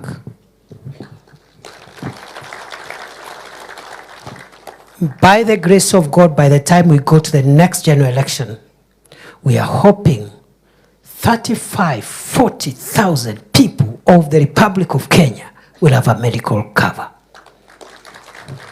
As we go towards universality. Million, sorry, please correct that. I hope watu ya magazeti hawataenda ku. You guys sometimes concentrate on the small things. 35 million to 40 million. It doesn't matter how costly it is. Please. It doesn't matter. Even if we don't win the election, President Ruto doesn't win the election, it's okay. There's no problem. You'll have served as president anyway. Isn't it a blessing even to serve even for 5 years, even for 1 year, even for 1 day? How many Kenyans are there? Every Kenyan is qualified to be president. If you are lucky to be in the seats we occupy, including UMPs, including myself, including you, governor, don't consider yourself like a superhuman. It's the grace of God. Yeah. So usitutishe ati rais a one-term president. And pia watu wengine wanatutisha huko jana. Ati our job is to make sure William Ruto is a one-term president. That is your objective. Hiyo tu. Just that. And you will have achieved a lot. President Ruto is lucky to be among the 5 Kenyans who have occupied the seat of President of Kenya. Some, 24 years. Others, 10 years. If he gets 5, so be it. If he gets how many days, so be it. There are many qualified people. The same for me. I told you when I became Minister for Interior, niliangalia siasa nikasema, at least the first time labda nitaserve hapa. Maybe if we win a re-election, maybe the president will take me in another ministry, I don't know. But I thought perhaps I will stay for 5 years. I stayed for 2. So I had to work every day as if that is the last day in office. Yeah. Mimi nimekuwa naibu wa rais. Today is the 89th day in office. I am working as if this is it. Hakuna siku ingine ni tu. That's how I'm working, because you don't know. We live and work by the grace of God. There was somebody in this office, today he's not here. Now he's giving us ultimatum from funerals. How he will make William Ruto a one-term president, as if that is an achievement. William Ruto's objective is not to serve for 2 terms. It is to use the time that God will give him in office to bring transformative programs in 1, 2, 3 areas and then leave so that other people can come and take Kenya forward. As his principal assistant, that is my objective too, to support him. So msikuja kututisha na one term, my friend. Mimi kwanza nimekuwa DP 89 days ni mingi. Yeah, nikitoka nitakuwa nimekuwa deputy president. Listi kisomo hata mimi nitakuwa hapo. Unatishwa na mambo kidogo hapa, sijui 2027 who will be the running mate, mambo ya upuzi. Useless. Na greed, that's what greed does to leaders. Yeah. Ile nyama inakujonga ni ile iko kwa sahani. Yeah. You get something and the next thing you're there scheming, I don't know doing what, harassing everybody. My friend, nani alikuambia hata tutakuwa ile? You don't know, so please. So sisi tuko focus. Na kama unatutisha na one time, tafuta another threat. Even one time is okay. Yeah, it's no problem. But the issue is, after that one term, what will he say? If William Ruto will say, at the end of my first term, I have moved the people insured with a health card from 9 million to 40 million, he will be a successful Kenyan. Sindio? Yeah, so sisi tuko hapo. Then we also want to do educational reforms because education is what runs the entire country. It's the software that runs the country. And we have issues. The CBC had some issues when we were campaigning. Many parents were saying, scrap CBC. So we had to do some adjustment, and I'm grateful to the scholars and the people who were in the Presidential Working Party. They have relooked at some of the proposals. CBC now is fairly getting steady. But we have issues with the university funding model. Many universities were almost becoming bankrupt. We came with a new model. There are some more issues in court. We are even adjusting for the September intake to take on board the suggestions that have been given. If you talk to many vice chancellors today, they will tell you this current proposal from Kenya Kwanza is more stable to the university than what we used to have before. There are some gaps. We are adjusting those gaps. The same with health. There are some gaps in Taifa Care, but we are adjusting those gaps along the way. And let me tell you, good people, it is better to have an imperfect health coverage for every Kenyan than no coverage at all. Sinamna hiyo? If every Kenyan has a card, maybe as insurance, maybe it is not perfect. Because all human enterprises are not perfect. But that's a better conversation, how we can perfect it, than millions of our people begging alms, literally begging.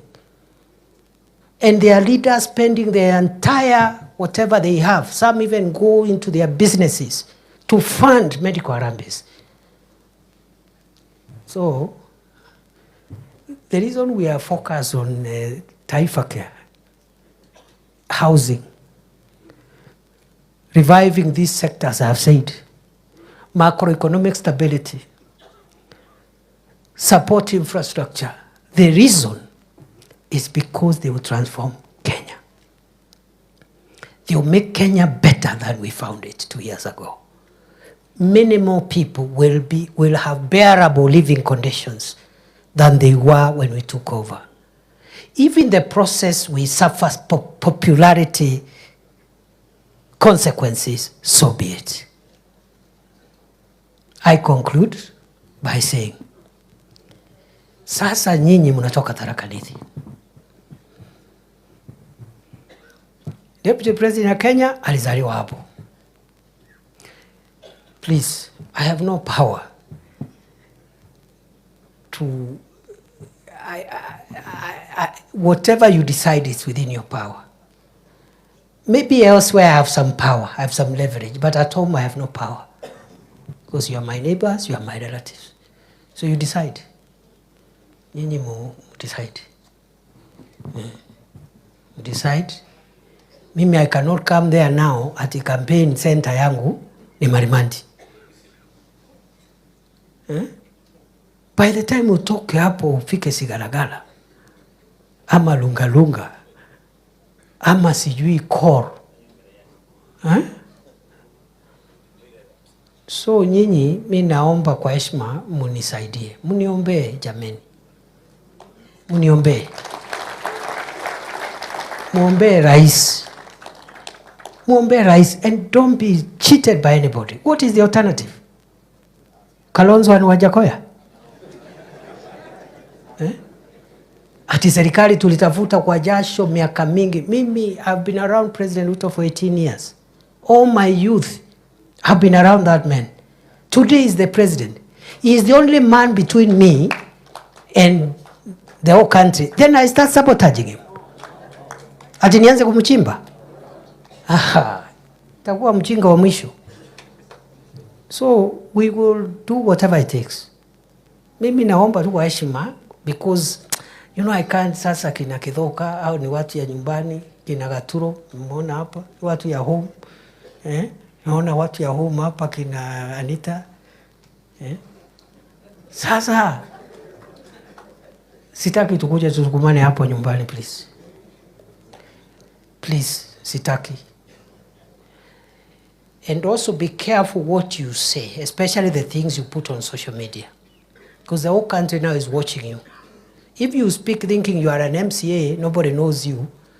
The fact that you are an MCA from Tharaka Nithi, the whole country wants to hear. What is the MCA from Tharaka Nithi saying? Sinamna hiyo? Na wanasema Tharaka Nithi kule kwa Deputy President. Sindio? So please, in a home huwezi kosa kukosana. Tunatafuta viti hapa, tunapinga sijui nani, tunataka hii kiti na tuko wengi, mnavurugana hapo. Lakini sasa hapa juu tuwe careful tusiharibu. Na tuwe careful vile tunaongea because majirani na watu wa Kenya wanaangalia. Huyu mwenzangu alitolewa kwa kiti kwa kuongea mambo ya nyumbani kasoro hekima. Hakuna mtu aongeangi mambo ya nyumbani, lakini kwa heshima, kwa hekima, kwa hekima. So don't push me. Ati tunataka Deputy President tutangazie. So unataka nikae hapo niseme mimi napenda sana mlima, sijui napenda Tharaka Nithi. I've told you Kibaki never even spoke Kikuyu. Not once. If you try to talk Kikuyu to Kibaki, he would have slapped you. Yet, he is the person who impacted on Kenya and on the economy of central Kenya most consequentially than any other president. Napenda nyinyi, nawapenda. Hujajenga choo, hujajenga barabara, hujaita watu kuongea mambo ya ndengu ama majani chai, haujazungumzia chochote. Nawapenda sana. Au wengine ni komerera. Nimwambia huyu mtu nikamwambia wacha kupigana na wabunge. Watakuumiza. Those are, sasa unajua nikiona Murugara anataka kuniharibia ama Pato. What I will do, nitamuita pole pole. Si Pato ni kijana yangu. Tukiwa na Njoki hapa, tamwambia sasa please, Pato tumetoka mbali. Unajua please, as your father, usinitoe nguo mbele ya watu. Lakini nikianza kumuita komerera, atika kunea. Amepata barabara ya kuteremkia. Na ni mteremko, amepata mtu mkubwa wa kupigana naye. I'm telling you. Bana. Ati sasa mtu ya Tharaka Nithi ndiye anaenda hapo kusema ati hatutaki nani? I will feel very hopeless. So nikiona kinaumana, si najua hao watu wote. Kama ni mama, my mother there Gatiria, namwambia najua nimekukosea, lakini mama, hata kama unachapa kijana, ni pole pole. Wakati tuko, kuna kamera, kuna... Yeah, so naomba tuhifadhi. Me, I'm not saying you should not compete. In fact, the pressure you put on me, now and in the future, is how those who will not get seats, how we will accommodate them in government. And I've already seen some of them hapa. That is the pressure I want. Lakini sio kwa mtandao. Ukiweka kwa mtandao tunakosana. Kwa sababu sasa uko pamoja na maadui wangu. Ule ako kwa mtandao ni adui. So ukiingia huko tunapita na wewe huko. Yes. But the healthy thing is to say, tuko na viongozi wetu, where can we face this one? How do we support this area? Na tujue Kenya to take the country forward, and that's the heavy task President Ruto has. He needs to carry the entire country. He needs to be the father figure of the whole nation. Every part of Kenya needs to feel him and have benefits from his administration. So nataka nikomee hapo na washukuru sana. Mimi leo ni siku ya Tharaka Nithi. We are going to proceed as follows. We are going to take a short break. But we will take the short break. For 10 minutes, we take a cup of tea. And then for 20 minutes, we look for space. We have enough space here, kwa hii compound. We go into constituency groups. Si tuko na constituency tatu. But I want to persuade you, we create a fourth constituency. And that is the constituency of women, children, affairs, PWDs. I know we have our women rep who normally their mandate is around that agenda, and it can be lost if it is lumped with the general development issues. Because these are sectors that require affirmative action and special measures, even under the Constitution. So between the women rep, I am told now you are vying for a different seat, but you are still the women rep. Ama umewacha? Okay, bado uko pale. Plus those who are, it's okay mweshi. Plus those who are looking for the seat. Aspirants wote wako hapa. Sio ni agenda yao, ndio tawachia vile whoever carries the vote will be our women rep. So that cluster ikuwe separate, iongee hiyo maneno for 30 minutes. So 10 minutes for tea, 30 minutes for constituency groups, 4 of them. You caucus and agree, each of those groups, you will agree on 5 priorities that you require from this government. You have heard the things I've said for the last 1.5 hours. Useme sisi kama Mara, we have these tolled roads, tunataka zote, serikali ikiwezekana, itafute pesa to complete these roads. Number 2, we have this major water project. There are many other water projects, but this major one. Number 3, maybe electricity. Number 4, just 5 priority areas. Sinamna hiyo. The governor, the Excellency Muthomi Njoki, and the women rep, and the senator, the honorable senator, because they are county leaders, they are free to hop into the different groups so that they don't look like they belong to one corner. If they choose to, but they don't have to be there. The members of parliament, you can choose either to join your constituency or you appoint someone to run the consensus. We know these things. It's just that we want to build broader consensus. So after the 40 minutes total now, we come back for the plenary. For plenary, every constituency to identify somebody to read out the 5 priorities. You'll be given 3 minutes. Every constituency, and I suggest it should not be the member of parliament reading. Mutafute mtu mwingine hapo, ndiye hata yeye awe ndiye ana address deputy president. Mimi nitaketi pale na notebook. So mmoja akuja hapa kwa Chuka Gamba Ng'ombe, wa Tharaka akuja hapa, wa Mara akuja hapa, wa those special interest group akuja hapa. After that, and don't give speeches. Just say we agreed for our 5 priorities are 1, 2, 3, 4. 3 minutes you sit down. Hakuna haja hata ya protocols. So you already established the protocols. Sema tu ongea, just talk. And then after that, we will, because today is not a political day, it's not a day to talk. It was a day for me to tell you what I expect from you and what you should expect from me, isn't it? After we report those in those groups, we will make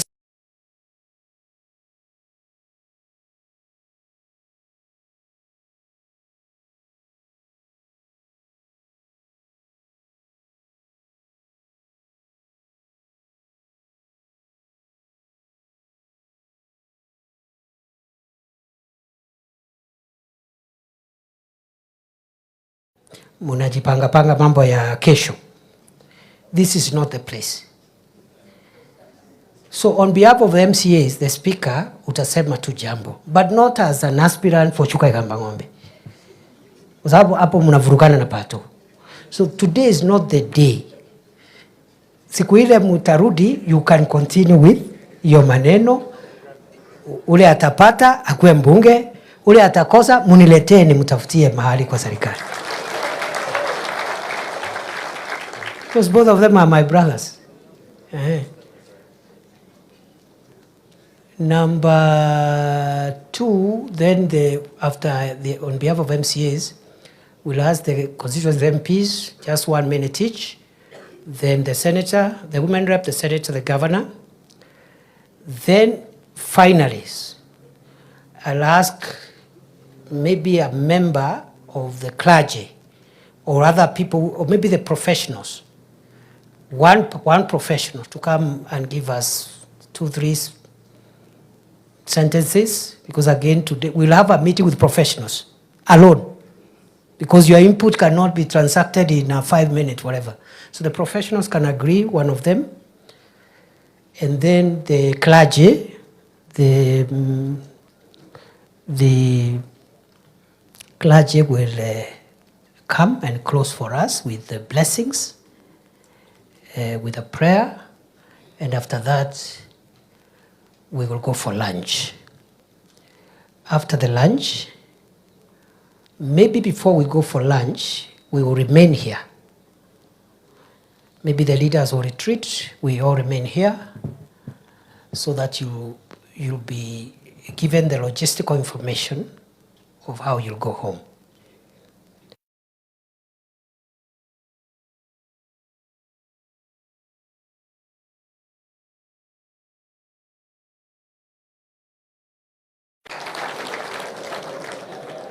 And for the Gen Zs, the offer of the swimming pool is still valid, and it's a serious offer.